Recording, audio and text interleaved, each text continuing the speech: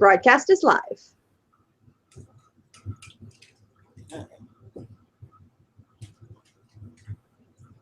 Just trying to get the backlight. Yeah.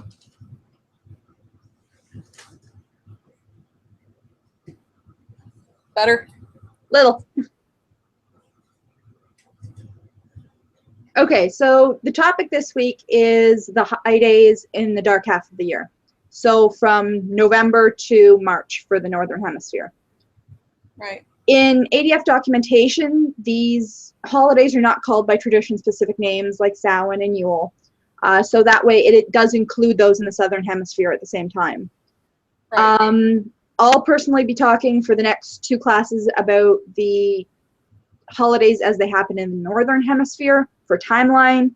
Next class, I will say how to flip those around so that your Beltane's where your Samhain is, etc. This class helps with the second requirement of the Dedekind Path, which has you writing short essays on each of the 8 high days, which those 8 short essays need to cover the common neo-pagan but not necessarily Hearth-specific traditions. Mm-hmm. They are 125 words minimum, which means 375 words maximum. The one spot where a lot of people get hung up when they're trying to do their Dedekind Path is that this requirement is separate from the practice of the high days. This requirement is the history, origin, and traditions of the high day, where the practice is actually you doing the high day. Reviewers like these written up separately and will return Dedekind Paths for them being written up together for clarity's sake. Dedekinds also will typically go wrong trying to explain all the high days from one Hearth culture and not include the common neo-pagan trends. So we'll go over both sides of that within this class from different tradition standpoints. So that's where I've got an advantage because I do have backgrounds in more than one tradition. Correct. So you'll see the parallels for the different holidays. Right. So for what's noted in the ADF documentation as the November cross quarter, most people will call this Samhain. That is the Irish Gaelic Hearth culture name for it, and the one that I'm the most comfortable with. Me so too. Local things that happen around the time, such as the last harvest, harvesting of specific items, the tradition of having all your harvest in by this date. There's also a lot of ancestor veneration, the coming of winter, carving pumpkins and turnips. Are there any things you can think of for seasonal things that were not in that list? Seasonal things? Yes. First frost.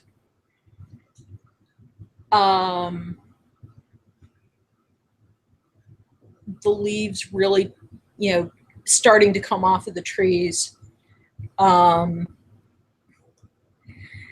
did a Samhain ritual not too awful long ago, a couple of years ago, where we piled up a big pile of leaves and let all the kids jump in them. Things like that. Celebrate that. The bobbing for apples, because traditionally the apples are amongst the later fruits. The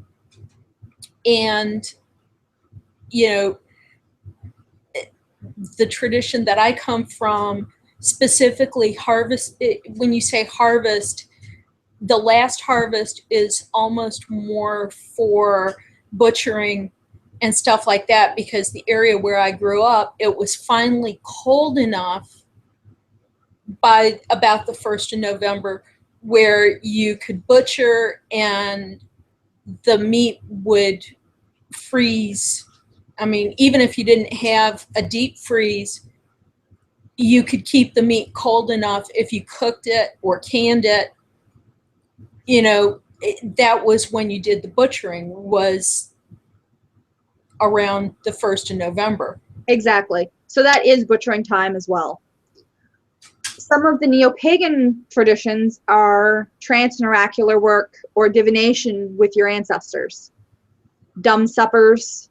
Some Well, some non-Indo-European cultures have ancestor reverence at this time as well.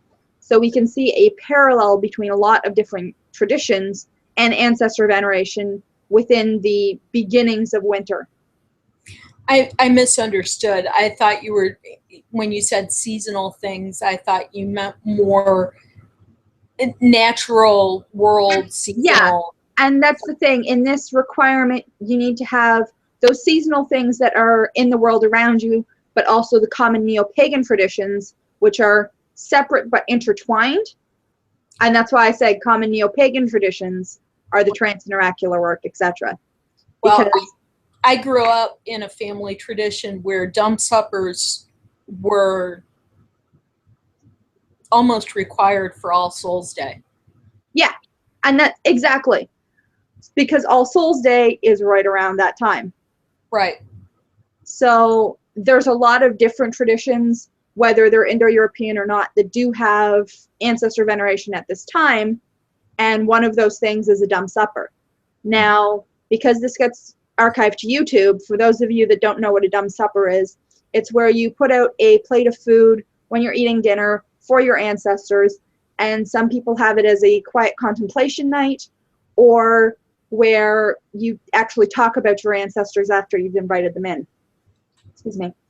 Bless you. So that way you can actually talk about your ancestors and remember them. And it's actually, in a lot of cases, a family favorite with children because they get to learn about those that have gone before them. In my tradition, a dumb supper was traditionally lit by candlelight, and the supper itself was eaten in silence. But then commemoration or memories were told after the supper itself, and after you had taken the plate for the ancestors outside. I've got a tree stump that I like to do my offerings at. Yeah, and that's where everyone will have different, slightly different takes on it, depending on where they grew up, you know, their specific ancestors, their specific traditions, etc.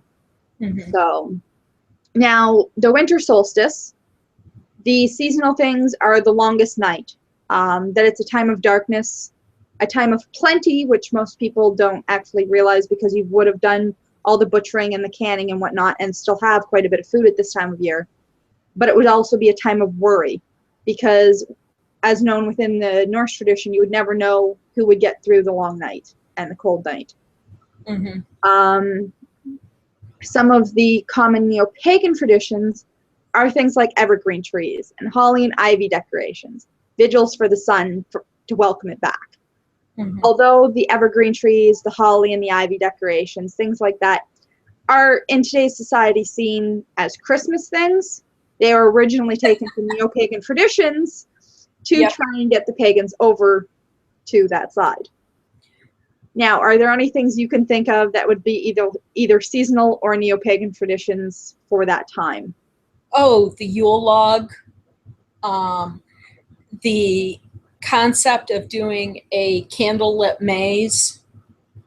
One family that I know quite well, they have a candlelit maze in their backyard, and at the center of the maze is the Yule log, and there's always paper next to it so that you can tuck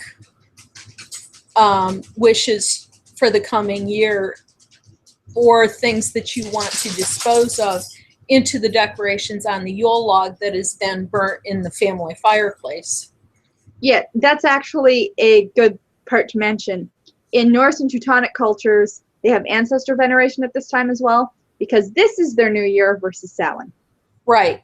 So that idea of the coming year and stuff like that, although works really well for our modern society with regards to the new year being 8-9 days away, you've also got the Norse and Teutonic cultures having their new year at this time. Right. Well, my family is roughly half Scottish and Irish, and the rest of it is primarily Germanic of one variety or another. There's some Dutch, there's some German, there's some Scandinavian, a lot of Anglo-Saxon. So, you know, I have in some ways felt myself split between the two, because I know that some of my family traditions come from the one and some of them come from the other. And I have studied enough to realize that that is the case. And it sometimes gives me a feeling that I'm a split personality, but then I'm like, you know, they made it all work together, so it's all good. Exactly, and that's where in a modern society we can blend our traditions to make what works for us. And that's part of the reason why I like the idea of being able to split our rituals, so that some of the rituals are Celtic, some of the rituals are Germanic or Norse, and so forth. One of the other things about the holidays is, you know, all the lights. We use LED light candles now to lighten the windows, but one of the traditions I grew up with was a candle in the front window to welcome the travelers.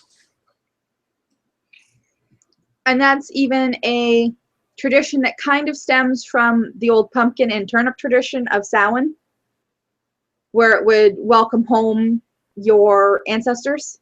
Right. However, the actual holiday that has most sympathetic magic with regards to light is the February cross quarter, known by a lot of people as Imbolc, which, once again, Irish Celtic name. This is the holiday of the returning light. This is when you can tell the days are getting slightly longer and you're fighting for that light to come back. So the more lights you have at this holiday, the better, because it'll call the light back.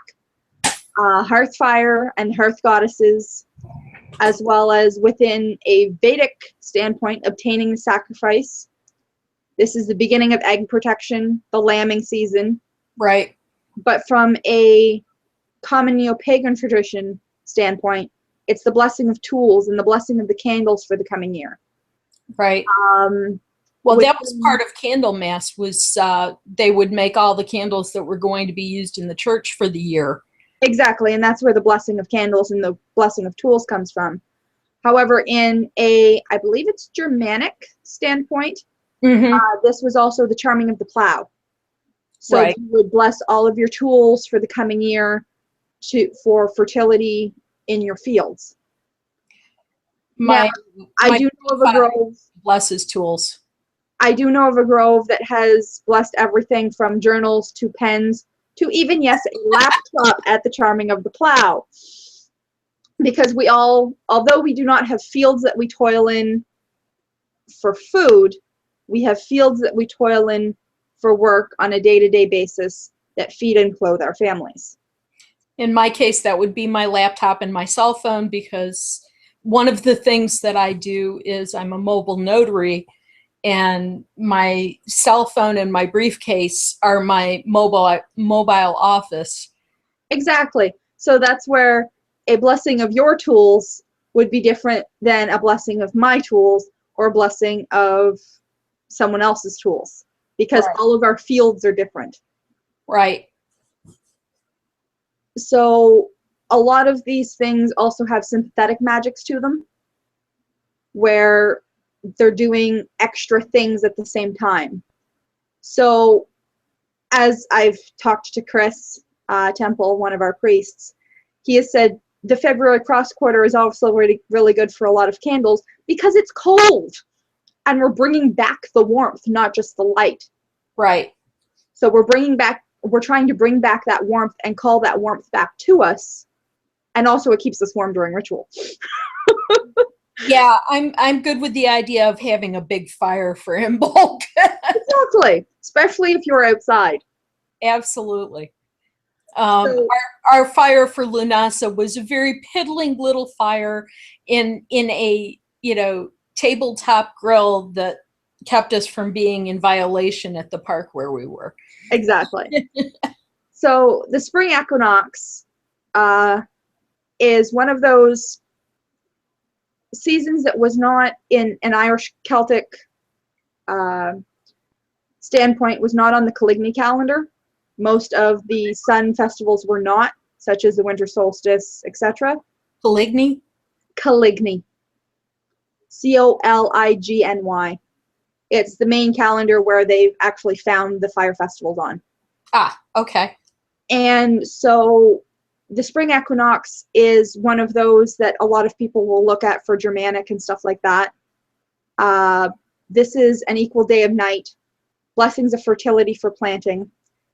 Some groups deal with local goddesses of winter. Some deal with old man winter. Mm-hmm. One of the groups in the US deals with a chocolate bunny, and they pass the chocolate bunny around, and they all put their good intentions and blessings into this chocolate bunny, cover it up with a cloth, bust it into pieces, and then everyone eats part of the chocolate bunny. Hey, there is nothing wrong with that. One group kicks around Old Man Winter and kicks him out of the ritual. One group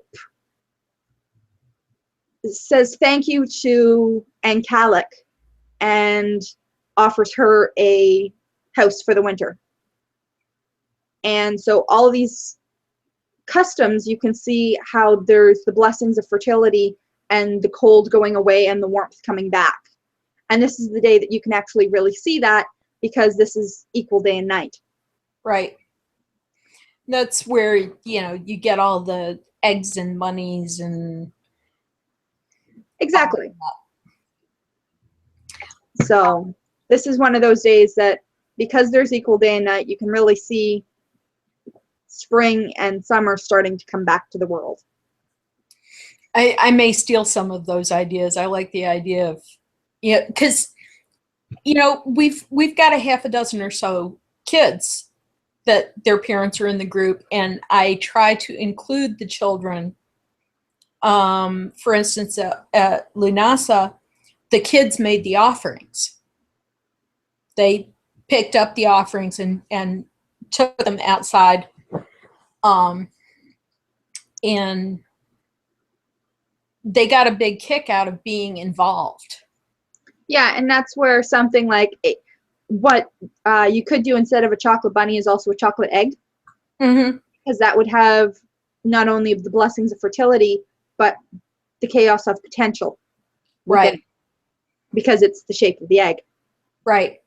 And we all know that involving children in ritual is inviting chaos into your circle, because you never know what they're going to do. Yes, it definitely can be. And I believe, actually, speaking of chaos and potential, it was a spring equinox years ago when all the candles got rearranged on the altar. Ooh. By a child. Of course. She didn't like the way they were situated. Well, she did make it look very pretty, so we didn't care. Well, that's what matters. Exactly. She was being involved. That's right. The girls are right now, even though we've still got fall equinox coming up, they're very excited about the fact that they're going to have parts to play in Samhain, because they're going to be gremlins who are exacting tribute to allow people into the grove. That is cute. But yeah, so as you can see, there's a lot of commonalities between the different hearth cultures at this time. Well, there was so much intermarriage between the Celts and the Norse and the Anglo-Saxons that I'm not sure how easy it would be to say what came from where at this, late stage. And not only that, they were all in the same area with the same general themes for weather and when things would be needing to be planted, etc. The same latitudes. Exactly. Roughly. Now, all of the different hearth cultures do have mention, and I believe it's pages 60 through around 72, 74-ish, somewhere in there, in the Our Own Druidry Guide. It gives a little bit about the feast and as I pull out my notebook.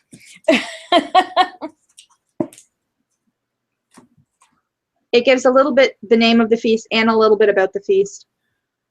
I haven't mentioned all of the names of the feasts because, frankly, I don't want to butcher the names. I cannot pronounce them all, and therefore, however, they do have all of the different hearth cultures in there and what falls where. So, yes. Now, do you have any questions about this particular requirement? You were right, by the way. It's page 60. I knew it was 60. I wasn't sure about the end page. Well, I can look real quick just to help you out.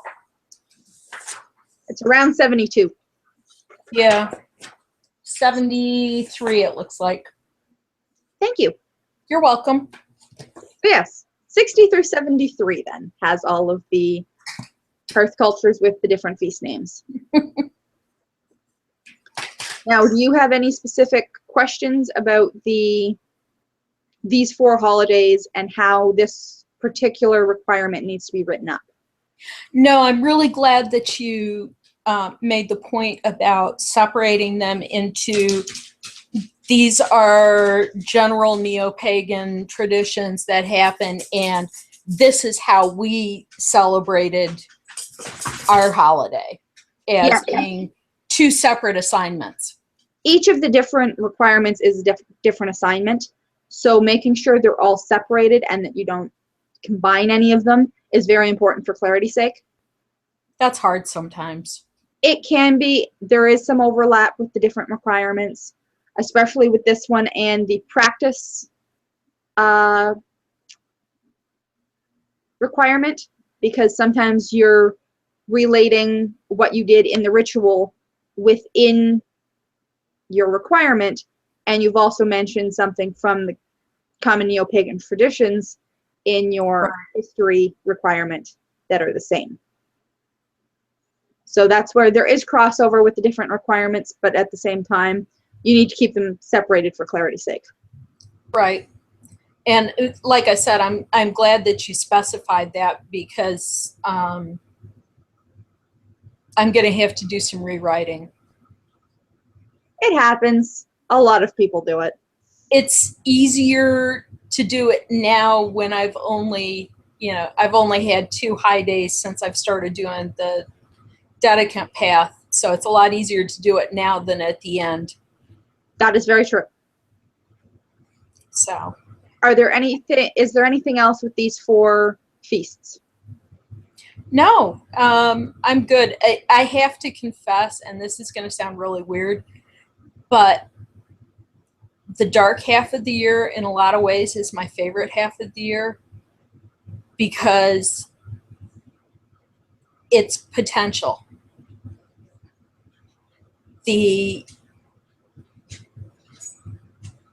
Yes, it can be scary, but it's scary in the chaos kind of way. But there is knowledge of what's coming. Does that make any sense? It does make sense, especially now in our modern day that we know that the light is returning. We don't have to be as worried, yet we still have that chaos of what's going on around us with the winter and the cold and the ice and the snow. And you still have to husband your harvest too, whether your harvest is literal fruits and vegetables, or whether your harvest is dollar bills. You still have to husband that properly and treat it responsibly and respectfully. Exactly. In order to make it last. Exactly. And so next class we'll be talking about the light half of the year. So the May cross quarter through the autumn equinox. Okie doke. So that will be next class. Very good. From now, 2 weeks. unless extenuating circumstances happen. Okay. Good enough. Alrighty. Take care, dear. Bye, guys.